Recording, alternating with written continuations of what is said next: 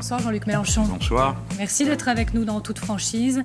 Vous êtes donc leader de la France Insoumise, candidat à l'élection présidentielle. Mais pour commencer, je vais surtout m'adresser aux députés des Bouches-du-Rhône que vous êtes, puisque l'inquiétude gagne surtout Marseille. 7 cas positifs confirmés de ce variant. C'est ce qu'a annoncé la mairie dans le cadre d'un cluster familial. Le maire de Marseille, il dit qu'il se passe quelque chose à Marseille et chaque minute compte. À quel point vous êtes inquiet de la situation? Est-ce que vous êtes inquiet pour les Marseillais? D'abord, je me réfère à lui. Benoît Payan est un homme sérieux. S'il lance un appel de cette nature, c'est qu'il y a péril en la demeure. Au demeurant, Marseille, dans son histoire un peu longue, a déjà été victime d'épidémies terribles. Donc ça fait partie de l'histoire de la ville. Et il y a un sentiment d'alerte qui est très fort. Alors, à Marseille, se sont superposées toutes les tares de notre époque. Et les gens y ont résisté vaillamment. Mais il y a une limite à cette résistance. Alors, quelles sont ces tares? La pauvreté, la misère, le dénuement, l'absence de services publics. Tout ça a frappé les Marseillais. Et maintenant, face aux microbes, aux virus, on a le sentiment que ce qui aurait dû être fait en matière de contrôle aux frontières, dès lors qu'on a su qu'il y avait un variant, n'a peut-être pas été fait.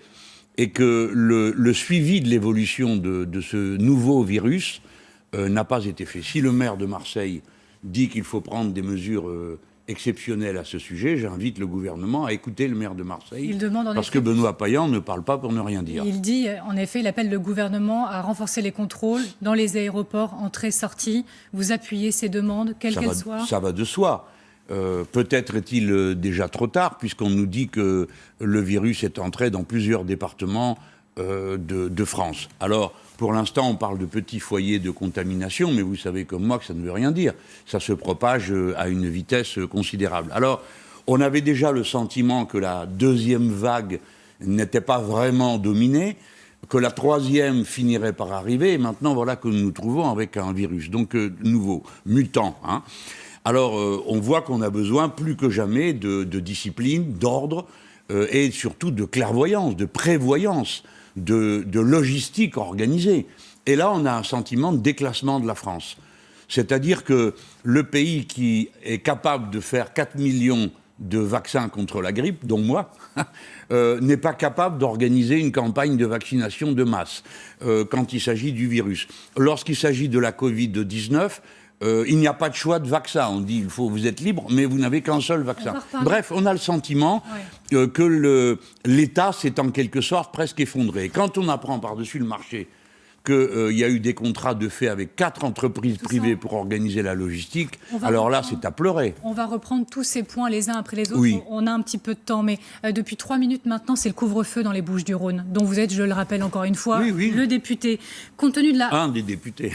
Un des députés. Oui, Compte tenu de la recrudescence, notamment, ça a été aussi précisé par la mairie de Marseille, dans les eaux usées de l'épidémie à Marseille, compte tenu de la présence de ce variant, vous êtes en faveur de cette mesure à 18h, ou vous rejoignez d'autres élus comme Renaud Muselier, qui lui ne comprend pas et est plutôt en colère. Beaucoup d'entre nous ne comprennent plus quels sont les objectifs qui sont suivis. Et je le dis sans malveillance ni esprit de système contre le gouvernement. Parce que dans ce type de situation, ce qui doit l'emporter, c'est l'esprit d'entraide et la discipline collective. Mais pour qu'une discipline soit respectée, nous sommes en France, les gens sont aptes à cette discipline, ils l'ont démontré. Il faut qu'on comprenne et que ça soit cohérent. Or, il nous paraît que ce n'est pas cohérent d'établir un couvre-feu à 18h. Qu'est-ce que ça change? On dit, les gens rentrent à la maison, donc le virus circule moins. Ben non, parce qu'avant qu'ils rentrent, du coup, il s'accumule plutôt dans les transports en commun, et on ne voit pas où est la mesure coupe-feu. Pardon de vous dire que moi, j'avais proposé avec tout le groupe des Insoumis, parce que ce n'est pas moi personnellement, une autre idée qui était d'organiser la société de rotation. Dans les transports, les horaires au travail. À tour de rôle, au travail, chaque entreprise, par exemple, un jour commencerait 1 heure avant, un jour 1 heure après. Ou bien on réduirait la journée de travail, car aucune entreprise ne gagne rien à ce que ses salariés tombent malades. Donc il y a bien un intérêt général à la santé publique dans cette affaire. Nous préférons l'idée d'une société de rotation, d'un état de crise de fonctionnement par rotation, que comme ça, c'est un couvre-feu, on ne comprend pas à quoi il sert. Vous regrettez un manque de concertation avec les élus pour ce type de décision, par exemple? On ne sait pas qui décide et pourquoi. Parce qu'il s'est produit pendant cette période un phénomène assez curieux de concentration sur quelques personnes des décisions et on ignore les motifs qui les conduisent à décider. Le Conseil de défense qui prend les décisions aujourd'hui est tenu par le secret défense. Je ne sais pas pourquoi, mais c'est comme ça. Donc très peu de gens décident et on ne sait pas comment. Et je pense que beaucoup d'erreurs tiennent au fait qu'il y a une vision très technocratique de la gestion de la crise, avec un État devenu impuissant et des gens qui n'ont pas l'habitude de prendre l'avis des autres.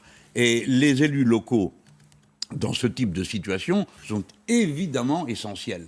Parce que c'est le maillon le plus fort de notre démocratie, c'est la commune. Donc c'est là qu'on a les gens qui savent. À ce stade, il n'y aura pas la rotation que vous appelez de vos voeux et cette organisation, elle n'aura pas lieu. Or, vous dites effectivement la situation, elle est compliquée et le couvre-feu, vous ne comprenez pas très bien à quoi ça va servir ces 2 heures. Est-ce qu'il faut envisager de reconfiner Marseille ou de reconfiner des territoires? Je vous pose la question parce que l'une des députées La France Insoumise de vos rangs, qui est en plus aide-soignante, c'est Caroline Fiat. Elle est députée de Meurthe-et-Moselle, qui est très touchée dans son coin. Elle dit « Le temps des demi-mesures est passé, il faut agir et reconfiner pour sauver ce qui peut l'être ». Est-ce qu'il faut reconfiner territorialement? Elle s'exprimait... Alors c'est quelqu'un qui a une extrême compétence, parce que non seulement elle est du métier, mais elle y est retournée. Tout en étant députée, elle a ses horaires d'aide-soignante et elle est retournée sur le terrain. Donc son avis est très précieux, parce que ça part du terrain.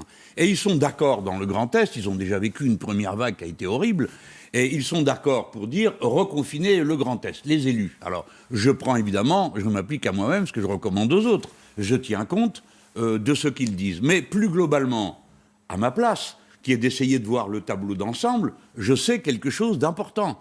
On ne pourra pas faire vivre la France en épisode de confinement, reconfinement, déconfinement, reconfinement, comme ça pendant des mois et des mois, et peut-être une année et demie.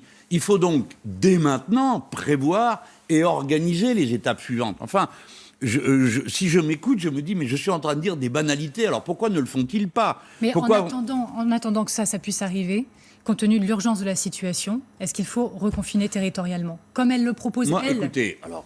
Dans le Grand Est, apparemment, il le faut, puisque les élus locaux le demandent.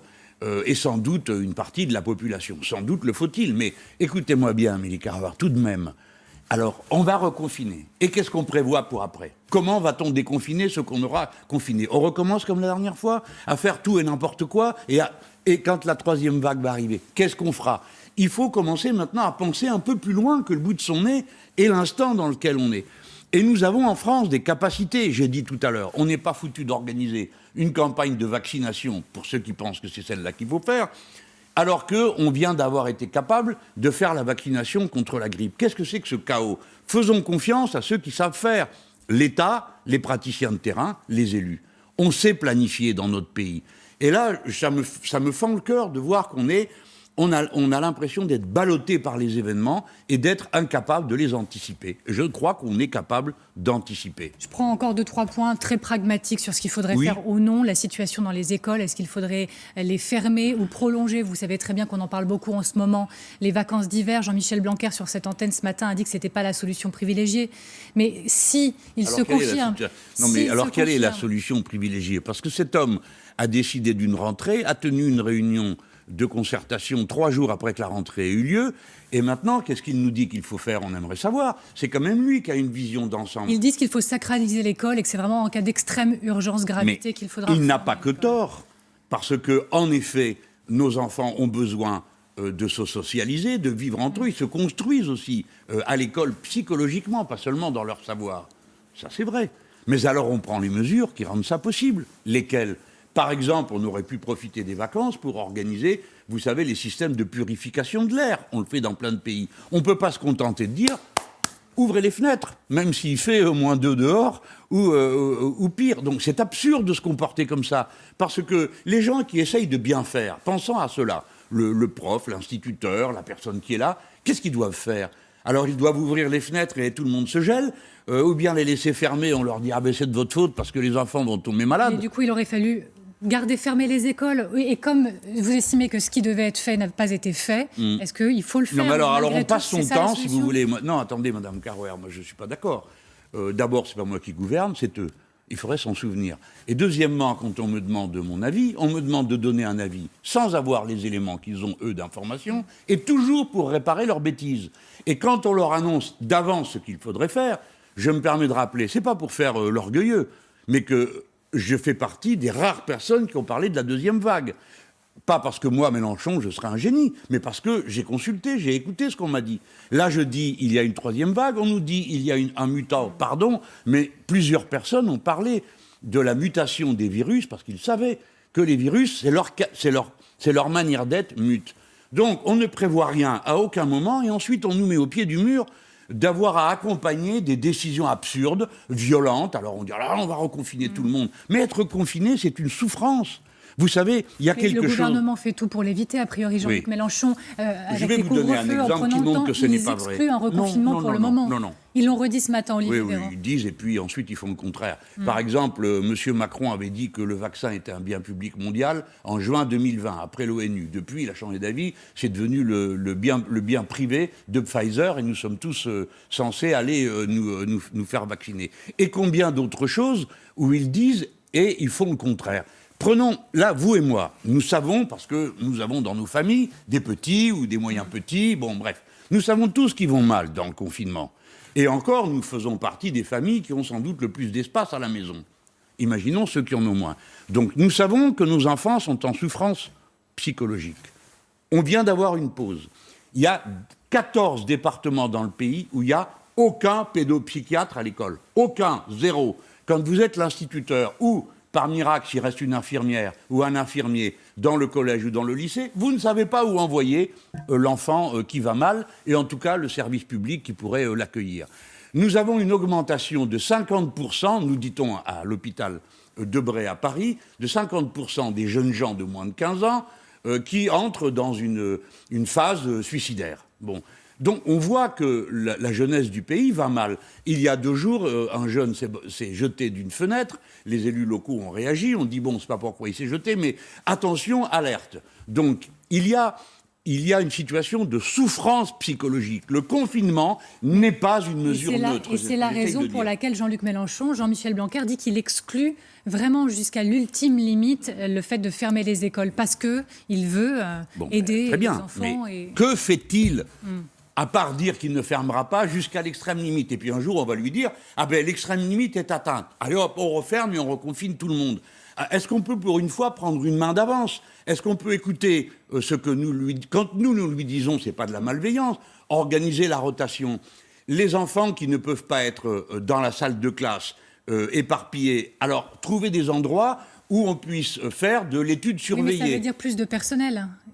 On le trouve où, ce personnel-là, pour surveiller les enfants en dédoublement? Mais c'est très facile. Il y a des milliers d'étudiants qui sont en fin de parcours universitaire et qui sont en état de prendre en charge le suivi, comme nous l'étions lorsque nous étions jeunes gens et qu'il y avait des pions, ça s'appelait autrefois. Je l'ai été, je finissais mes études de philo, et on aidait les jeunes gens qui avaient là. Donc on pourrait le faire à plus grande échelle, de manière à ce que les uns soient dans la salle de classe, dans des conditions normales. On pourrait donner de l'aide à l'enseignant en lui mettant un assistant, qu'on prendrait aussi parmi ces jeunes gens, et puis on organiserait des études surveillées, avec, au lieu d'un seul qui surveille, 3-4 qui interviennent. Et ça, ce sont des choses exceptionnelles. Je ne dis pas qu'il faut que l'éducation nationale fonctionne comme ça tout le temps. Mais dans ce moment exceptionnel, ça, c'est faire quelque chose. Ensuite, organiser l'installation de purificateurs d'air. Enfin, dans ce que je suis en train de vous dire, qu'est-ce qu'il y a d'extravagant? Rien, alors pourquoi ne le font-ils pas? On va ouvrir le dossier des vaccins dans un tout petit instant, mais j'ai une dernière question sur ces mesures très concrètes. Oui. Lieux de culture, restaurants, bars qui ne vont pas rouvrir avant fin janvier, mi-février même pour certains. Est-ce que vous dites, effectivement, dans l'état actuel de la situation, c'est la mesure à prendre? Didier Sicard, il était sur ce plateau à votre place hier soir, et il disait, mais en regardant les choses en face, le mois de février, il est déjà fichu d'un point de vue épidémiologique. Est-ce que vous comprenez qu'on garde ces lieux fermés? Non, je ne comprends pas qu'on ne fasse rien. C'est-à-dire, au début, qu'on ait dit « Ah là là, c'est la catastrophe, on ferme tout, on va faire face, on va trouver bon ». Et puis après quoi? On continue à tout fermer. Jusqu'à quand? Jusqu'à ce que tout le monde soit ruiné? Jusqu'à ce que toutes ces personnes soient ruinées? Et c'est la France, ça? Un endroit où tout est fermé tout le temps? Il est tout à fait possible d'organiser les choses. Alors on dit tant de personnes par mètre carré. Pas un de plus, bon, ben, très bien, mais au moins on vit, on respire. On ne va pas mettre la vie entre parenthèses. La culture, c'est à peu près pareil. Les gens disent, mais alors on ne comprend pas. On vient me dire à moi, Monsieur Mélenchon, vous montez dans cet avion, l'avion est plein, vous avez un masque, et vous n'avez pas l'air d'avoir peur. Et quand il faut aller au théâtre, où on peut se mettre un tous les trois rangs, non, c'est fermé. Tout ça, voyez-vous, je ne fais pas le reproche. Au premier confinement, qu'on n'ait pas su et qu'on ait pris des décisions d'urgence, je l'ai admis à l'époque très facilement. Et j'ai dit, il faut respecter la discipline parce qu'on ne sait pas où on va. Mais maintenant, on sait où on va. On sait que si on continue à tout laisser fermer, on va tuer la culture, on va tuer la manière de vivre française et notre manière d'être, nous, les Français. Donc, je suis contre qu'on maintienne cette fermeture sine die de tous les lieux où les gens peuvent se retrouver. Qu'on y mette des consignes strictes, voilà, c'est sûr, et qu'on les fasse respecter. Mais qu'on ait comme unique solution de mettre tout le monde en prison volontaire pendant des semaines, non. Non, on ne gouverne pas un pays comme ça. Ce n'est pas possible. Le vaccin, Jean-Luc Mélenchon, la Oui. France Insoumise a beaucoup parlé de fiasco. Vous avez parlé de bidouille, en reprenant les mots de votre blog. Oui, mais c'était quoi la bidouille selon vous? Qu'est-ce que vous entendez par bidouille? Est-ce que bidouille, ça veut dire aussi cacher, ça veut dire aussi mentir, ça veut dire dissimuler? J'essaye de peser mes mots parce que ça ne sert à rien de rajouter des polémiques aux problèmes qu'on a déjà sur le dos. Mais la bidouille, c'est la gestion aventureuse, pagailleuse. Alors on vous dit, alors on va faire une campagne de vaccination. Bon, alors quels sont les vaccins? Ah ben il n'y en a qu'un, le Pfizer. Ah bon? Comment se fait-il? C'est libre, on peut choisir. Vous savez comme moi que ce vaccin, il repose sur une technique tout à fait nouvelle qui est en effet très prometteuse. Oui, très prometteuse. Mais on n'a pas pu vérifier un certain nombre de choses. Et on vaccine quand même tout le monde. Ça dépend d'une chaîne du froid. Il faut que le vaccin soit maintenu à une température extrêmement basse. Il y a deux prises à faire. Il n'y a eu aucune rupture de chaîne du froid constatée pour le moment. Pour le moment, aucune. Donc, ni effet secondaire grave, en tout cas extrêmement rarement. Mais madame, il n'y a pas de quoi vous rassurer. Ben, non, mais si vous êtes rassuré, moi je ne vais mais pas je vous pose la affoler. question. Non. Mais Madame Carouer, parlons-nous franchement, vous êtes un être humain, moi aussi. Si vous êtes rassuré, demandez à aller vous faire vacciner, je n'y ai pas d'inconvénient. Mais vous aviez dit, c'est pas obligatoire. Vous aviez dit, si mon médecin généraliste me le conseille, je le ferai. Voilà. Bon, et il vous a rien conseillé, premièrement. Ça et ne vous deuxièmement, regarde pas, c'est ma vie personnelle, plus mon médecin. Sérieusement, bien sûr, est-ce que vous n'êtes pas rassuré par les dernières constatations? Non. Alors je préfère le dire franchement. Puisque vous me posez la question, c'est que vous supposez que je vais vous répondre franchement, pas en faisant la comédie. En effet. Je vous dis, en effet, je ne suis pas rassuré par un procédé qui est tout à fait nouveau, dont on ne connaît pas les conséquences. J'ai appris à l'école ce qu'était un vaccin, et puis il se trouve que j'ai vécu assez longtemps dans le Jura, d'où est Louis Pasteur, pour savoir ce qu'est le vaccin. Donc je préfère les formes traditionnelles de vaccination, et je m'étonne que quand on est dans une crise d'une ampleur pareille, on aille choisir précisément ceux qu'on ne savait pas faire jusqu'à présent. Mais parce que ce sont ceux qui sont disponibles maintenant, avec des chiffres et des résultats de plus de 90%, et qui sont... Voilà. Madame Carouer, je ne vais pas vous contredire. D'accord, vous ne connaissez pas les conséquences à long terme, mais ça ne vous dérange pas. D'accord, vous ne savez pas si ça protège vraiment tout le monde. Les études elles-mêmes disent que non, que c'est à 80%. Mais si vous voulez, faites-le. Moi, je suis pour que ce soit libre. Mais je veux pouvoir choisir. Je ne veux pas être votre cobaye. Donc vous attendrez. Donc moi, j'attends. Mon cobaye, Jean-Luc Mélenchon, je ne vaccine pas personnellement. Non, bien sûr. C'est pas vous que je vis. Je veux dire, je ne veux pas être le cobaye de celui qui me dit va donc essayer. Et j'ajoute la chose suivante. Comment se fait-il que nous, la France, nous soyons l'une des seules grandes puissances à n'avoir aucun vaccin? Comment se fait-il que l'Institut Pasteur, qui est un modèle mondial, n'ait pas eu la possibilité encore d'en faire un? Peut-être qu'on pourrait là aussi se demander, est-ce qu'ils ont besoin d'argent? Est-ce qu'ils ont besoin d'aide? Non, pas de question. Autre question qui va avec, le soin donné aux gens. C'est-à-dire pas seulement vacciner, empêcher la maladie. Une fois que vous êtes malade, comment on vous traite? Il y a une structure de l'Institut Pasteur à Lille, c'est pas tout à fait l'Institut Pasteur, mais peu importe, qui avait un protocole, une manière de travailler. Ils disent, écoutez, on n'a plus d'argent. Que dit l'État? Rien. Donc c'est une entreprise privée qui a donné l'argent pour continuer. LVMH qui a donné 5 millions d'euros. Mais le directeur général, j'ai regardé un article justement parce que j'attendais ce dégagement sur le sujet. Le directeur de Pasteur dit que les essais vont commencer dans peu de temps et qu'ils vont soumettre dans très peu de temps maintenant leur traitement aux autorités c'est très bien. De santé. Donc nous sommes capables. Peut-être qu'on pouvait s'y prendre un peu plus tôt. Peut-être qu'on n'aurait pas dû attendre qu'ils soient pris à la gorge et qu'ils aient plus d'argent et qu'ils commencent à aller faire la quête partout pour trouver des sous. Peut-être que l'État aurait pu intervenir. Peut-être qu'on pourrait se reposer la question pour cette entreprise de techniques biologiques qu'il y a du côté de Nantes, si mes souvenirs sont bons. Moi, je n'accepte pas l'idée que la France ne sache pas faire, Madame Carver. Je n'accepte pas. Ça me révolte. Nous savons faire. Nous avons les savants, nous avons les scientifiques, nous avons les procédés. Comment, expliquez-moi, comment ça se fait qu'on n'ait qu'un seul vaccin qui soit à notre portée, un vaccin américain. Sanofi, à qui on donne tous les ans 150 millions d'euros de crédit recherche, soit incapable de faire quoi que ce soit dans ce domaine et annonce que peut-être en décembre prochain, ils auront quelque chose sous la main. Comment se fait-il qu'il n'y ait plus d'élite en France capable de diriger une entreprise française comme Sanofi, qu'on a été chercher un Anglais pour la diriger et qu'aujourd'hui, le bilan, c'est 0. On a donné tout cet argent pour rien. Donc maintenant, ce que je souhaite, c'est qu'on se reprenne en main et qu'on dise maintenant, on va s'y mettre et organiser nous-mêmes. Nous n'avons pas besoin de donner 100 millions à l'entreprise McKinsey pour nous conseiller comment organiser une déroute comme celle dans laquelle nous vivons à propos. On va parler des cabinets de conseil, mais sur les vaccins, vous avez plaidé cette semaine pour acheter des vaccins à la Russie, à Cuba et à la Chine. C'est parce que ça fait un chiffon rouge. Quand on dit Cuba, Russie, Chine, on est certain d'avoir 10 commentateurs qui hurlent.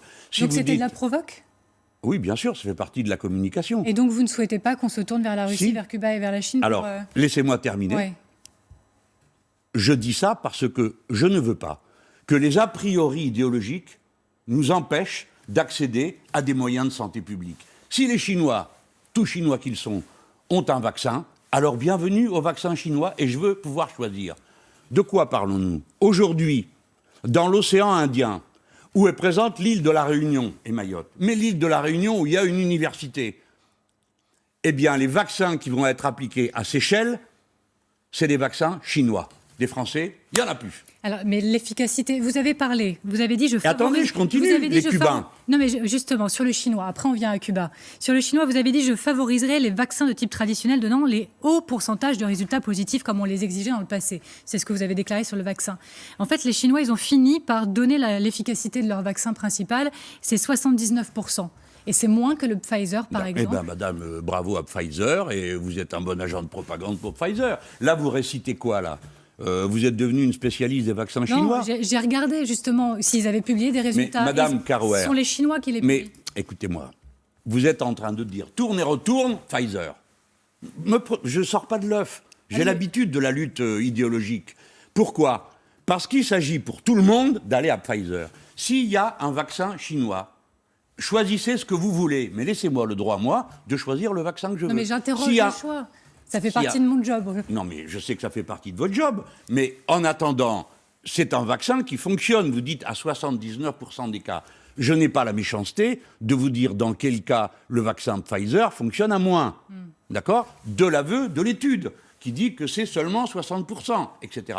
Je n'ai pas l'intention, moi, de me repeindre en spécialiste de l'épidémiologie. Et ça me fait rigoler de voir qu'il aura suffi que je dise Chine et Cuba pour que des gens sortent de la boîte absolument indignés, que ça laisse indifférent que leur patrie soit incapable de proposer un vaccin, ou qu'il faille aller pleurer dans le giron des Américains pour en avoir, et que les mêmes qui disaient que ça devait être un bien public mondial n'aient plus rien à dire sur le sujet que payer et donner de l'argent à Pfizer. Pour l'instant, le vaccin, il a surtout enrichi les propriétaires de cette entreprise. Je mets en garde et j'invite à réfléchir. Quand on est en situation de détresse, comme nous le sommes aujourd'hui, on prend tout ce qui vient à la rescousse. S'il y a un vaccin cubain, prenez-le. Les Cubains sont des gens très sérieux.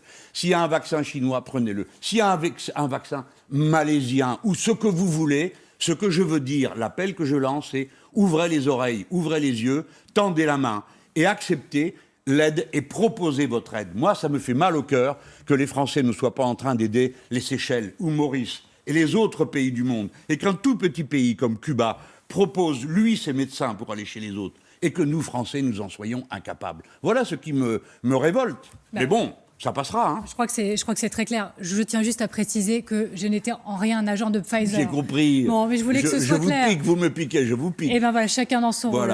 Je continue alors. Je sais très bien que vous n'êtes pas un agent de qui que ce soit, vous faites votre boulot, voilà. Moi, c'est mon devoir aussi de répondre que, attention au raisonnement, vous savez, bout de ficelle de cheval, etc. Alors on commence par dire, ah ben ça va pas, ça va pas. Donc à la fin, on revient à, il reste que Pfizer. Ben non. Par exemple, il y a un vaccin qu'on n'a pas cité, le vaccin anglais, il paraît qu'il marche bien. Eh ben très bien, proposez-le-moi. Mais je dis pas vous, Madame Carouer, mais je dis au gouvernement, ne nous prenez plus pour des imbéciles. Nous sommes des adultes, instruits, conscients. Donc, il y a un vaccin anglais, vous nous le proposez, oui ou non? Vous avez commandé des doses ou pas? Expliquez-moi, Madame Carouer, pourquoi le contrat que l'Union européenne a conclu avec le laboratoire Pfizer est un contrat qui est secret, qui fait que quand vous, parlementaires européens, ce qui est le cas de mes camarades, vous dites, on aimerait bien savoir ce qu'il y a dans l'appel d'offres. On vous laisse ni photographier, ni on vous donne le texte, ni vous avez le droit d'entrer dans la salle où se trouve le fameux contrat avec un stylo. Vous ne pouvez entrer qu'avec un crayon de papier. Quel est le problème? Comment se fait-il qu'on en soit là? Jean-Luc Mélenchon, compte tenu des doutes que vous émettez, des questionnements que vous soulevez... Vous savez pourquoi je le fais, Madame Carouer? Parce que les gens, ils le savent. Plus ce sera transparent, plus les gens auront confiance. Plus les gens ont confiance, plus la discipline est possible. Et plus on va pouvoir sortir d'une situation absurde. Moi, je vois des gens m'expliquer que le vaccin, c'est dangereux. Mais qu'est-ce que c'est que cette histoire? C'est la science. Enfin, moi, j'ai pris mon vaccin pour la grippe. Et quand j'étais gamin, on m'a fait le BCG Donc, comme tout le monde, comme à vous. Vous dites que le vaccin n'est pas dangereux, qu'il est même nécessaire dans une campagne de santé publique. C'est ce que vous aviez déclaré pour le H1N1 en 2009. Je vais plus loin, Jean-Luc Mélenchon. Oui, je vous en prie. Lors de la campagne présidentielle 2017, sur votre plateforme Avenir en commun, vous aviez répondu à une ligue sur la vaccination qu'il n'y avait qu'une vaccination obligatoire qui pouvait s'imposer quand il y a des problématiques de santé publique. Du coup, c'est vrai que on a peut-être du mal, pour certains, à comprendre les doutes. Non, on n'a pas du mal à comprendre, parce que personne ne pousse jusqu'à aller voir ce que j'ai dit à tel mois, à tel moment, à tel... Bon, oui, en effet, j'ai pensé pendant longtemps que la vaccination... Je n'étais pas un spécialiste de cette question. Je suis passé, comme tout le monde, au BCG à l'époque où on était capable de vacciner toute une génération en même pas 15 jours à l'école. Alors après, on avait un petit truc là, on avait tous très peur quand on y allait, mais on y passait tous. Bon, et dans mon esprit, une vaccination obligatoire, c'était bien.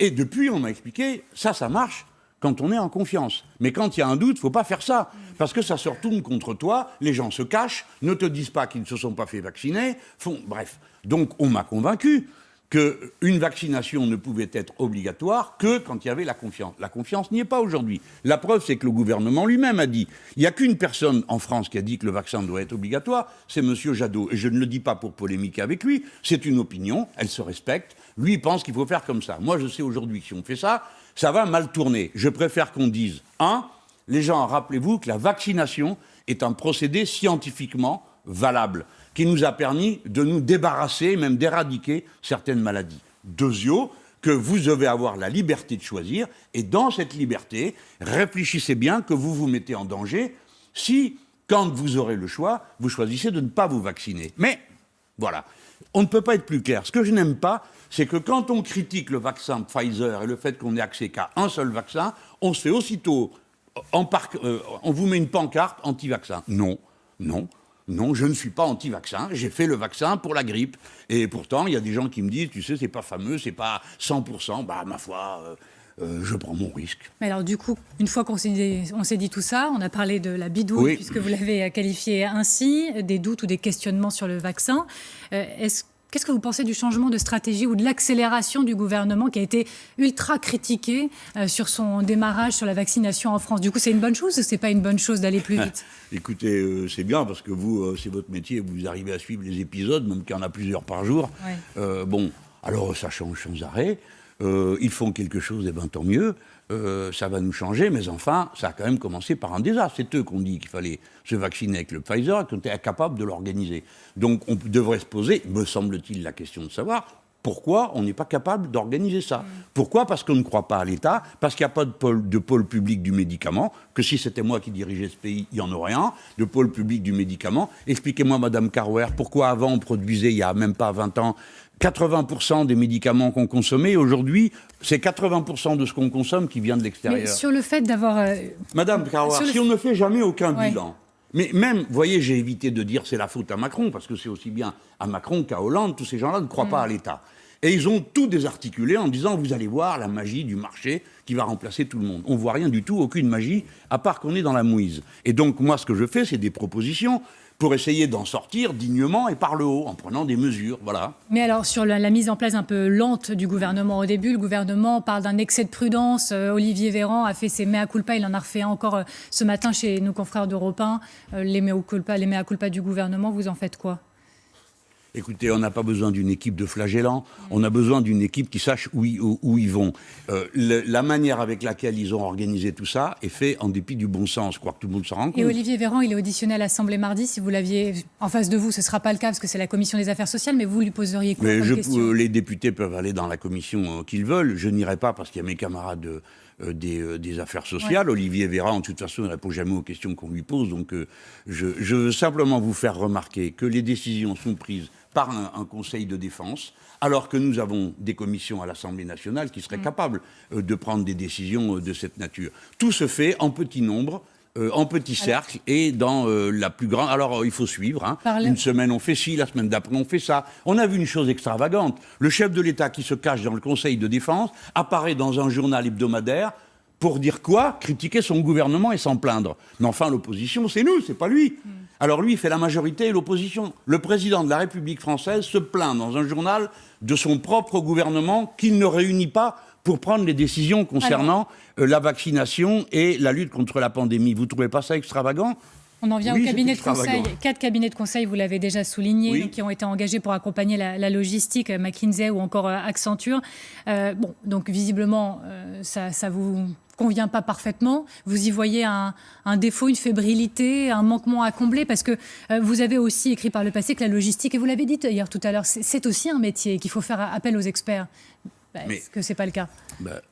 La logistique, c'est un métier, et il y a un État pour faire ça. Pour organiser les campagnes de vaccination, il y a un système public de santé publique. Il y a un ministère, normalement, c'est son job. Alors, dans leur état d'esprit à eux, toutes les prestations sont des prestations qui peuvent être privées. Et vous verrez qu'un jour ou l'autre, vous aurez des armées privées, comme maintenant il y a des polices privées. Il y a 20 ans de ça, quand on disait une police privée, tout le monde se regardait, vous êtes fous, ça n'existe pas. Si, ça existe. Dans leur vision du monde, ce que je veux dire, ils ont une vision idéologique. Mais une vision idéologique exagérée. Parce que, par exemple, ils s'interdisent de réquisitionner certaines entreprises. J'ai dû dire 10 fois qu'on pouvait réquisitionner Framar qui ne fonctionne pas. Il y a les ouvriers qui sont là, qui sont capables de fabriquer des bonbonnes à oxygène qui sont les plus légères et les plus faciles à installer aujourd'hui. Pourquoi ne l'a-t-on toujours pas fait ? Ça fait 8 mois que ça dure. Pourquoi ? Quand je parle avec M. Roux de Bézieux du MEDEF, il ne me dit pas, la fois où j'ai parlé avec lui, il ne m'a pas dit « Ah non, qu'est-ce que tu es en train de dire ?» Vous savez ce qu'il m'a répondu ? Il m'a dit « Mais monsieur Mélenchon, nous, on s'est réquisitionnés tout seuls, les patrons. » Ah bon ? Lui ai-je dit, vous êtes réquisitionné tout seul, pourquoi faire ? Pour les masques, etc. Donc, ça veut dire que le gouvernement n'a jamais pensé à le faire par idéologie, alors même que les patrons auraient pu le faire. Et c'est vrai dans plein de domaines. Ou, par exemple, la réquisition des hôpitaux et des cliniques privées. La première réunion qu'on a eue avec le gouvernement, j'ai dit, le secteur privé, il prend sa part. Édouard Philippe m'a dit, mais comment ? Mais bien sûr, comment osez-vous imaginer ? Et après, qu'est-ce qui s'est passé ? La Fédération des cliniques privées a protesté parce que personne ne lui demandait rien. Et le fait de faire appel à un conseil citoyen, 35 citoyens qui sont tirés au sort, c'est mis en place dès aujourd'hui pour écouter les citoyens qui puissent faire remonter leurs questionnements, etc. C'est absurde. La parole du peuple, écouter le citoyen, la politique participative, c'était une promesse. Ça n'a aucun sens à votre oreille ? Non, parce que c'est entièrement bidon. Et je vais vous le résumer en quelques mots. D'abord, il y a des assemblées qui existent, avec des gens qui sont élus et qui représentent le peuple, et qui, dans certaines circonstances, comme celle-là, sont eux aussi d'excellents intermédiaires avec la masse de la population. D'abord les députés, mais aussi les élus régionaux, locaux, etc. Nous sommes en contact les uns avec les autres. Alors donc nous sommes les pestiférés. Hein, donc nous, on ne demande pas notre avis. On tire 35 personnes au sort. Pourquoi pas ? Je vous signale que le tirage au sort, ça a un sens si ça produit un résultat statistique, c'est-à-dire qu'en tirant au sort, on a l'impression qu'à peu près tous les points de vue vont être recueillis. Vous me comprenez ? Si on tire au sort, dans la population, on a la probabilité, suivant le nombre de gens qu'on a tirés au sort, assez grande que ça représente toutes les variantes de l'opinion. Mais la lutte contre une pandémie, ce n'est pas une affaire d'opinion. Ce n'est pas un sujet politique, c'est un sujet scientifique. C'est tellement vrai que le gouvernement a dit on va tirer au sort, mais on va s'arranger pour qu'il y ait autant de gens qui soient contre les vaccins que pour. Alors premièrement, on apprend au passage qu'être contre les vaccins, c'est une stratégie contre la pandémie. C'est de la folie. Et deuxièmement, si vous tirez au sort en vous arrangeant pour que les opinions soient préfigurées, ça ne s'appelle plus un tirage au sort. Et je ne sais pas si on me comprend bien. Tout ça ne tient pas debout. Ça n'a ni queue ni tête. Ça n'est pas une représentation de la population. C'est n'importe quoi et de la com. Et c'est pourquoi j'ai dit bidouille plus com. C'est pas une stratégie de lutte contre la pandémie. C'est pas comme ça qu'il faut faire. Et arrêtez de croire que les gens sont des imbéciles. On va en venir aux États-Unis. On a 1 heure, mais en fait, ça passe assez rapidement. Mais juste avant, une question sur l'économie, puisqu'il y a plusieurs secteurs fermés. On l'a encore évoqué ensemble à l'instant. Est-ce qu'il faut un nouveau plan de relance, de nouvelles mesures plus fortes? Bruno Le Maire, il dit qu'il maintient la mobilisation. Je résume rapidement. On mettra l'argent nécessaire. Il est prêt à muscler l'effort pour lutter contre les faillites. Le PGE qui serait généralisé. L'aide pour les emplois des jeunes, c'est prolongé. Quel geste supplémentaire? D'abord, commençons par un peu d'honnêteté dans le bilan, parce que le gouvernement et le président de la République s'est vanté d'être le pays le plus intervenant, etc. C'est un mensonge. C'est-à-dire que nous avons perdu 12 points de production dans l'année, et le gouvernement a remis l'équivalent de 6 points. Donc il en manquera encore la moitié. Je ne sais pas si ce que je dis est assez clair sur le plan économique. Vous avez 12 points de production qui ne seront pas faits. Et vous remettez de l'argent pour 6. Donc vous voyez le trou. Prenons l'exemple des Allemands. Ils font l'inverse.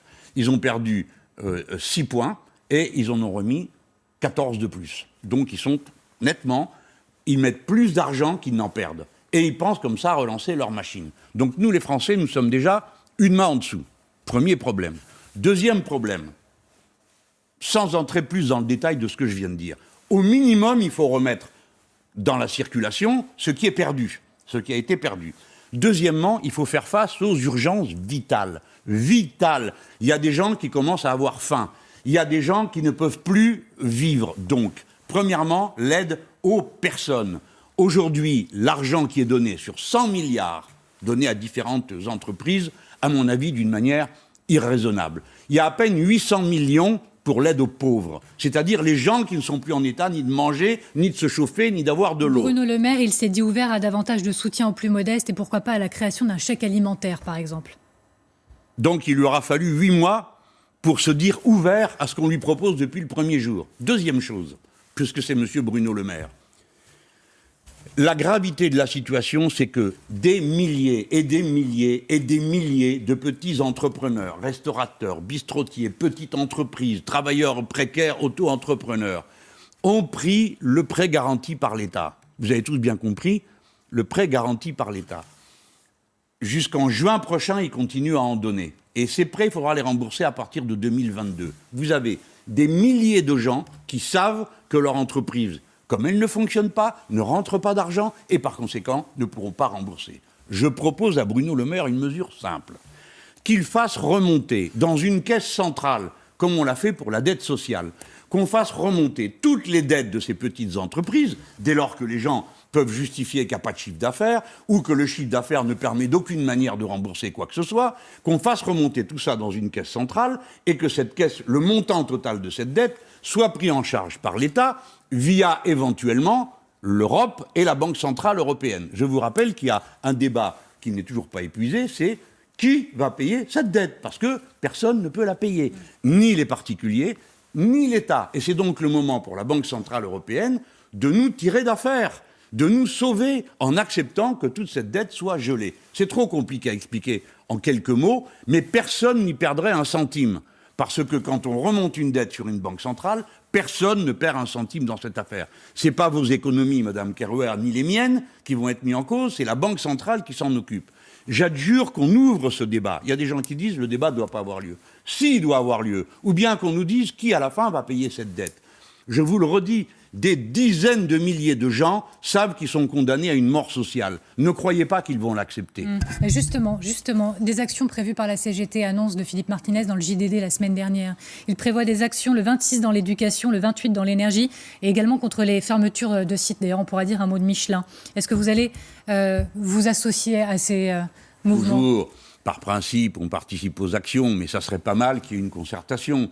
Vous comprenez, on en meurt de ça. Alors les syndicats de leur côté, les associations du leur, les partis politiques du leur, il n'y a pas moyen de faire converger tout ça et puis de mettre sur la table une série de propositions d'urgence. Je ne dis même pas qu'on change de rôle. Les syndicats sont des syndicats et les partis sont des partis. Du coup, vous appelez Philippe Martinez à faire ça, on se retrouve autour d'une table, on met ensemble des propositions sur la table. C'est lui l'homme fort, hein, c'est lui qui a les moyens, il est le président le secrétaire général d'une très grande confédération. Oui, qu'il prenne la tête de cette convergence, qu'il nous la propose, qu'on aille voir le gouvernement avec des mesures d'urgence, parce que là aussi, tout est fait et pas fait. Regardez l'argent qui a été donné pour l'aéronautique. Alors bon, on donne de l'argent pour l'aéronautique et en même temps, on licencie. Et en même temps, on met des gens au chômage partiel. Et il se produit quelque chose que je trouve extraordinaire, brillantissime, de la part des jeunes ingénieurs français. Ils ont dit, écoutez, nous, on ne veut pas être payés à rien faire. Donc on vous demande de nous aider à participer, à réinventer une autre aéronautique qui serait respectueuse de l'environnement, etc. Donc profitons, si j'ose dire, de la crise pour réorienter. Si je présidais le pays, je dirais, vous voulez des sous, combien? Très bien. Mais il y a une condition, je vous donne les sous, mais vous licenciez personne. Et dorénavant, vous changez votre production pour qu'elle soit écologiquement soutenable. C'est dur à faire, ça?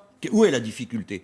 Il faut le vouloir et organiser. Un mot de Michelin, du coup. 2300 suppressions de postes, pas de licenciement de départ contraint, mais le PDG, il prévient, il y aura d'autres fermetures de sites. Voyons. J'imagine bien que ça vous choque, mais je vais vous soumettre les arguments du PDG pour essayer d'avancer encore. Il dit, nos clients, à nous, ils sont en demande de produits plus compétitifs. Donc je vous pose la question, quand les clients disent ça, qu'est-ce qu'on fait? On tourne le dos à ces clients, oui ou non? Je vais au bout de la question. Il met un autre argument sur la table. Mais vous avez raison, on tourne le dos aux clients, on leur jette les pneus à la figure. Enfin, pourquoi y a-t-il alternative? C'est ou bien accepter une gestion calamiteuse de la société, ou bien être un fou. Entre les deux, on peut faire quelque chose. Il met aussi sur la table les résultats de son entreprise. Il dit que le deuxième trimestre 2020 a été le pire de toute l'histoire de Michelin. Avec une baisse d'activité pas vue depuis la Seconde Guerre mondiale. Alors lui, il dit, mes pneus sont trop bien, donc je ne peux pas les vendre. L'autre, dans le nord du pays, il disait, mes pneus ne sont pas assez bien, donc je ne peux pas les vendre. Et l'un et l'autre, attendez, s'ils ne peuvent pas, pourquoi ils prennent nos sous? Pourquoi ils prennent notre argent? Ils ont dit, écoutez, non, cette année, on a honte, on ne prend pas le crédit impôt recherche parce qu'on n'a rien trouvé, on n'a même pas cherché.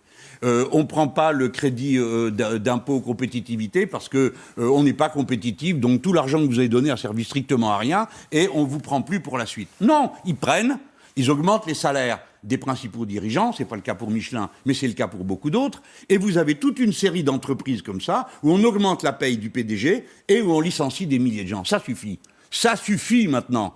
Maintenant, tout le monde étant dans une situation de détresse, il faut l'entraide, se serrer les coudes, s'entraider, et pas les uns pillent et les autres souffrent.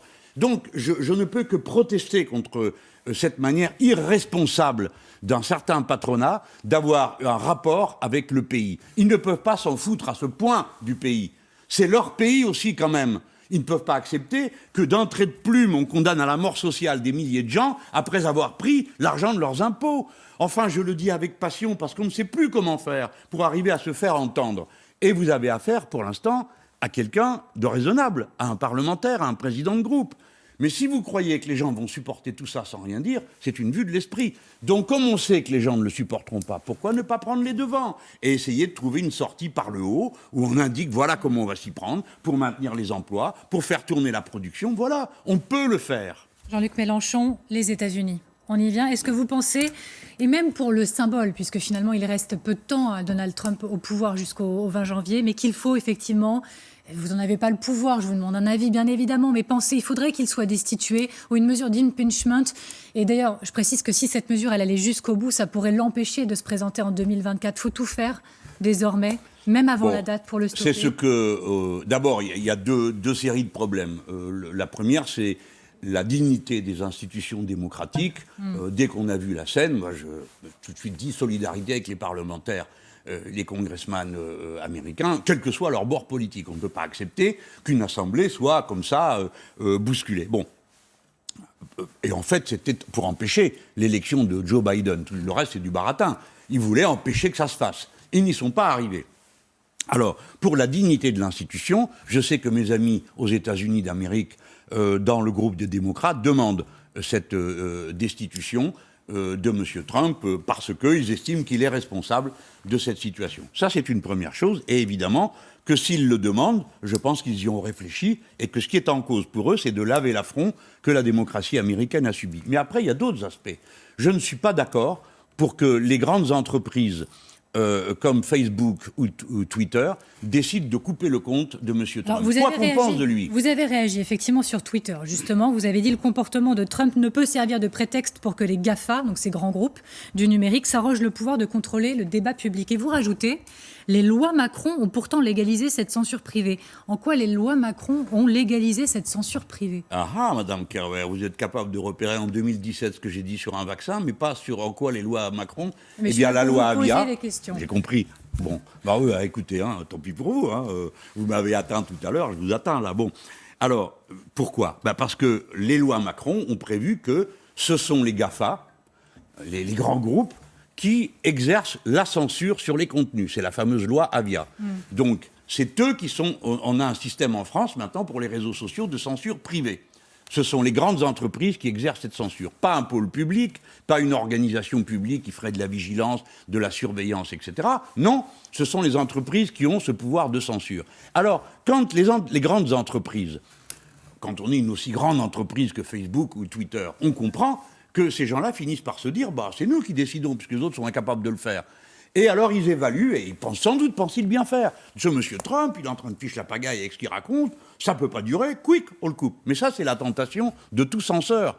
Celui qui en a le pouvoir croit toujours qu'il sait mieux que les autres. C'est pourquoi on organise les pouvoirs publics. Dans les pouvoirs publics, il y a toujours un pouvoir et un contre-pouvoir. Là, il y a un pouvoir, et c'est tout. Il n'y a pas de contre-pouvoir. Vous, moi, Madame Kerwer, on n'est pas d'accord, et ben on a juste nos yeux pour pleurer. Cédric Ok, secrétaire d'État en charge du numérique, il parle de la création d'un cadre législatif, justement. Ah ben fallait y penser avant, mais c'est bien qu'ils y pensent maintenant, parce qu'on le leur a dit ça aussi. La dernière fois, la loi sur les soi-disant fake news, pour dire les fausses nouvelles, qui étaient déjà punibles, ils ont inventé encore autre chose. Une responsabilité de la censure privée, plus le fait que si vous écrivez une bêtise et qu'on vous prévient en pleine nuit, vous avez 1 heure pour changer votre bêtise, parce que sinon, votre site est coupé. Peu de gens le savent tout ça, mais s'ils l'ont fait. Alors, il y a eu des débats du Conseil constitutionnel, tout le monde sait qu'on a un problème. Ils veulent un cadre législatif, tant mieux, mais je ne suis pas d'accord. Voilà le principe de base. Je ne suis pas d'accord pour qu'une entreprise privée décide de ce qui est écoutable par les citoyens et de ce qui ne l'est pas. Jean-Luc Mélenchon, ce qui s'est passé aux États-Unis, ça a donné lieu à un débat avec La République en marche. Chacun accuse en fait l'autre d'être la véritable menace pour la démocratie, etc. Vous concernant, beaucoup ont repris des déclarations passées où vous appeliez, c'est ce qui est dit, à l'insurrection. Il y a plusieurs extraits qui ont été repris, j'en prends un tweet de novembre 2018. Vous écrivez que la Constitution révolutionnaire de 1793 prévoyait que l'insurrection était un droit et même un devoir. Et donc, pour certains... Non, mais attendez, c'est vrai ou pas que dans la Constitution de 1793, il y a ça? J'imagine que si vous l'écrivez, c'est que c'est vrai. C'est vrai. Mais pour certains, vous n'avez pas de leçon à donner quand vous avez appelé vous-même à l'insurrection en France. Oui. Alors, je trouve ça extraordinaire. Je pense qu'il y a eu des abus pendant les fêtes et que les gens s'en sont parmi. Parce que aller trouver, comme je l'ai lu, que j'étais un supporter de Trump, il faut quand même avoir un peu abusé de la fin de soirée pour arriver à une conclusion politique pareille. Alors, franchement, le droit à l'insurrection était dans la Constitution de 1793. Et il est cité très régulièrement. Le droit à l'insurrection, le peuple français s'en saisit régulièrement. Mai 68, 1946, etc., etc. Mais je n'ai jamais dit, moi, il faut faire des putschs. Jamais. Mais regardez bien comment les choses avancent. Monsieur Trump a déclenché un mouvement d'extrême droite aux États-Unis d'Amérique. Et tout ce que trouve à faire La République En Marche, c'est pas de dénoncer l'extrême droite, de se poser la question de si cette extrême droite est organisée internationalement, si elle a des ramifications en France. Vous avez un très beau reportage qui est passé sur Arte, où il y a eu toute une enquête de fait là-dessus. Leur problème, c'est Mélenchon. C'est quand même incroyable. Oui, mais est-ce que vous allez plus loin que ça encore? Là encore, je reprends vos propos sur Twitter. Vous avez écrit « Quand la menace vient de l'extrême droite qui envahit, rien de moins que le Capitole, c'est le déni pour nommer. Quelle alerte faudra-t-il » Vous avez aussi retweeté la plateforme multimédia de la France Insoumise, avec un article qui est intitulé « Attaque du Capitole, : comment les macronistes protègent l'extrême droite ». Bah oui. Vous dites que les macronistes protègent l'extrême droite. Bien sûr. C'est forcément grave. Qu'est-ce qui vous permet de le dire et pourquoi le ferait-il? D'abord, il les protège, parce qu'au lieu de parler de l'extrême droite, il parle de moi. Non, mais enfin, le problème des États-Unis, c'est pas Jean-Luc Mélenchon. C'est comment les gens ont pu envahir le Capitole, pourquoi la police ne les a pas arrêtés avant, qui sont ces gens? Ce sont des gens d'extrême droite, des nazis affichés pour certains d'entre eux. C'est ça le vrai problème. Nous savons tous que l'extrême droite nord-américaine rayonne dans le monde. Il faut s'en soucier. En France, il y a des groupes qui sont un danger public. Nous avons demandé qu'ils soient dissous. On ne nous a pas écoutés. Comment je fais pour accuser les connivences entre les macronistes et l'extrême droite? Eh bien, les macronistes ont voulu être le grand parti de droite. Et ils se sont retrouvés avec sur les genoux le problème qu'a la droite a par rapport à l'extrême droite. Et vous avez toute une large partie de la droite qui résiste, ne veut pas entendre parler d'un accord avec l'extrême droite. Mais c'est pas ce que font les macronistes, dites donc. Dites donc. Ils ne vont pas passer un accord avec l'extrême droite. Pardon, quand en décembre, le président de la République, dans une interview à l'Express, dit que Pétain est un maréchal et qu'il mérite qu'on se rende compte que ceci et que cela, bref. Passe encore qu'il croit que Pétain était un grand militaire, ce que je ne crois pas et que le général de Gaulle non plus ne croyait pas. Mais Maurras, qui est un antisémite ouvert, qui ose dire « Ah ben oui, il était antisémite par ailleurs, mais il était brillant. » Non, il était antisémite, point barre. Et par conséquent, c'est un personnage détestable. Il le sait, c'est un intellectuel aussi, M. Macron. Pourquoi fait-il ça? Parce qu'il veut faire des signaux amicaux à l'égard de la culture de l'extrême droite intellectuelle. Je ne parle pas de l'extrême droite non intellectuelle, mais c'est ça qu'il est en train de faire. Et c'est à moi qu'on vient chercher. Moi, j'ai toujours été constant dans ma lutte. Sans faille, sans pause, sans trêve, sans arrangement. Jamais. J'ai été devant, rappelez-vous, j'ai été me faire battre dans la circonscription de Madame Le Pen. Hénin-Beaumont. Eh ben, j'ai mené la lutte. Et lui, qu'est-ce qu'il fait? Non, des grands discours pour dire que finalement, Pétain, c'était pas si mal que ça, et Maurras aussi. Non. Ils sont en train de faire des clins d'œil, et je les accuse quand ils s'en prennent à moi. Sur cette histoire invraisemblable de Capitole, figurez-vous qu'au début, je n'avais pas compris qu'ils s'en prenaient à moi. Il a fallu que mes amis me disent, ils te mettent en cause. Je dis, en cause de quoi? Je suis pas aux États-Unis, de quoi vous me parlez? J'ai soutenu Bernie Sanders. Et j'ai compris. Donc ce qu'ils font, c'est une diversion. Voilà, ils font une diversion. Au moment où l'extrême droite est mise en cause, où ils devraient s'occuper de dissoudre un certain nombre de groupes d'extrême droite, notamment ceux dont viennent les gens qui voulaient m'assassiner, ainsi que M. Castaner. Au moment où il faudrait qu'ils s'occupent de ça, où ils ont une alerte, non. Ils s'occupent de quoi? De moi. Des insoumis et de tout ce secteur de l'opinion française. C'est absurde. Ce soir-là, vous vous êtes interrogé sur le silence des parlementaires français, de la politique française, et finalement, dans la nuit, Emmanuel Macron, il a pris la parole. Une allocution solennelle avec le drapeau américain derrière lui. Il a passé un message. Il a déclaré « Nous ne céderons rien à la violence de quelques-uns qui veulent remettre en cause la démocratie ». Mais comment vous l'avez reçu, ce message? Il ne cédera rien à ceux qui veulent remettre en cause la démocratie. Il s'est exprimé à 3h du matin. Je suis obligé de vous dire qu'à cette heure-là, je dormais. Mais enfin, le lendemain, j'ai découvert le discours et cette scène ahurissante. Nous ne cédons rien, quoi. Qu'est-ce que nous comptons faire, nous autres Français?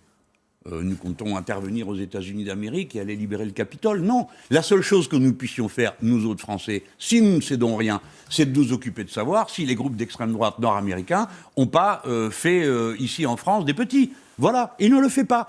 Et après, bon, pardon, mais je ne veux pas être excessivement cruel parce qu'il s'agit de mon pays, mais franchement, quelle image, quoi. Un président français en train de gesticuler à 3h du matin, terminant un discours en anglais devant un drapeau nord-américain. Enfin... où on va, là? Il y a un moment où il y a un principe de décence aussi, quand même, et de mesure. Nous sommes déjà la risée du monde parce qu'on n'est pas capable de vacciner des gens. Nous sommes la risée du monde parce que nous ne sommes même pas capables de produire un vaccin, ni une campagne, ni un vaccin. Et maintenant, voilà qu'on y ajoute ce genre de scènes qui ne servent à rien. Il fallait faire comme on fait les autres, c'est-à-dire on fait un communiqué, on dit nous on ne cédera jamais, on n'accepte pas, solidarité avec les parlementaires américains, etc. Et voilà, c'est ça le rôle de la France. Et puis surtout surveiller qu'on n'aille pas nous faire des petits nazis chez nous. On doit refermer la page sur les États-Unis maintenant parce que le temps est compté. J'ai quelques questions, on va essayer d'être un peu rapide. Oui, je suis navrée. Je vais essayer.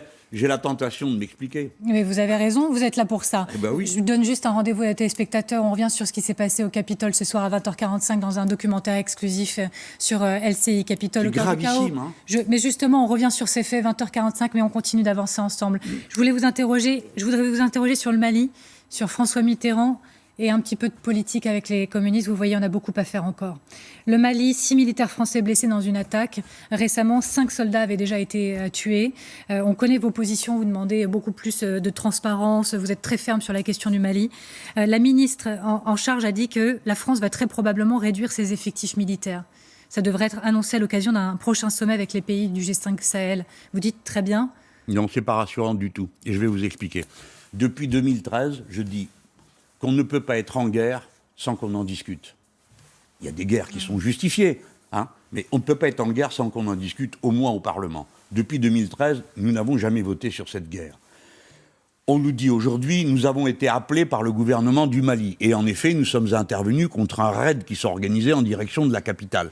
Mais le gouvernement du Mali, déjà à l'époque, n'était pas un gouvernement démocratique.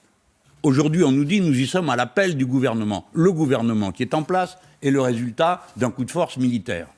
On peut dire qu'il était justifié, que la population n'en pouvait plus, etc. Mais en attendant, c'est ça la situation. Les Maliens font bien comme ils veulent parce que c'est chez eux. Mais nous, les Français, nous avons le devoir de savoir ce que nous faisons. Nous n'y sommes pas chez nous au Mali. Et par conséquent, nous devrons nous en aller un jour ou l'autre. Je pense que même si vous n'êtes pas de mon avis, vous qui m'écoutez, vous êtes d'accord pour dire qu'on devra partir. Ben, très bien, parlons-en. À quelles conditions? De quelle manière? Et quand? Voilà les choses dont nous devrions discuter. Et quand Mme Parly dit qu'elle va réduire les effectifs sur le terrain, nous avons 4000 hommes là-bas. 4000 hommes et femmes. Un peu plus, si on compte toute la région, ça fait 5000. Bon, on les retire pourquoi, Madame Kerouer? C'est ça la question qu'il faut poser. Je vais vous dire pourquoi. Parce qu'on veut moins de monde sur le terrain, plus de drones, plus de surveillance depuis l'espace. Eh bien, ça veut dire qu'on va augmenter les risques de confusion.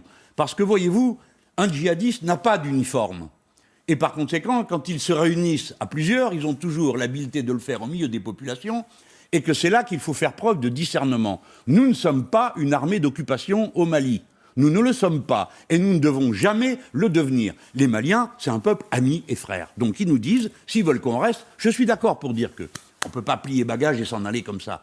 Mais il faut qu'on dise comment on reste, à quelles conditions, et à quel moment on s'en va. Et à quelles conditions on s'en va.